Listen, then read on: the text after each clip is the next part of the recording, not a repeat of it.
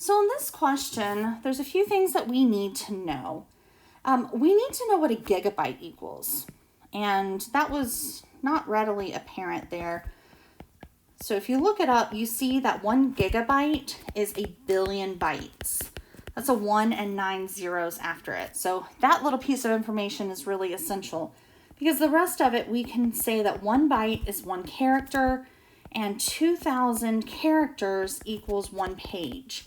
So if we want to go from our 26 gigabytes down to pages, well, let's convert our gigabytes into bytes, since that's how we have our pages defined.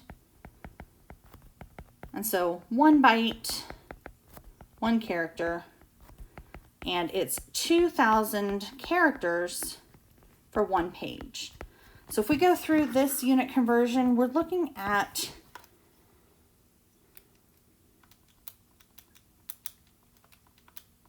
$13 million. So 13 million pages we can store on this device.